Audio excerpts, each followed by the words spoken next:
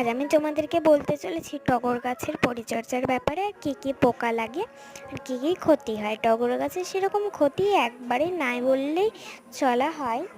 আর এই গাছের পরিচর্যা বলতে কিছুই না, যদি দেওয়ার হয় তাহলে গোড়া খুঁচিয়ে খোল ভেজানো জল দিও আর 2-3 দানা মতো ডিএপি সার, তাহলেই কিন্তু এই গাছের গ্রোথ খুব ভালো হয়।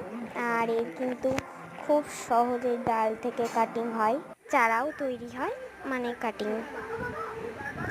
আর এই গাছে তেমন কোনোই পোকা লাগে না, শুধু শুঁয়োপোকা আর কখন হবে তো আর লিলিবাগ লাগে। আর এই গাছ কিন্তু অনেক সুন্দর ফুল দেয়, একবার ফুল দিতে শেষ করলে কিন্তু শুরু করলে কিন্তু সারা বছর ফুল দেয়। আর এর কিন্তু কড়ি কোনোদিনও শেষ হয় না। গাছে ফাঙ্গি যদি লাগে তাহলে স্যারপের জল দিও। আমি আজ পর্যন্ত টগর গাছে দেখিনি ফাঙ্গি লাগা, তারপরে লিলিবাগ লাগা দেখেছি, মানে ওগুলো হলুদ হলুদ কুঁড়িতে লাগে আর কুঁড়িগুলো পচে যায় আর ফুল একদমই ফোটে না। আর সেই কারণে তোমরা হলুদ গুঁড়ো দিতে পারো।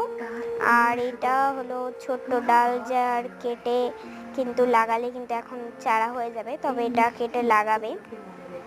তো টগর গাছের আপডেট পরের ভিডিওতে ভালো করে দেব। আজকের মতো এখানে দেখা হচ্ছে নেক্সট পার্টে।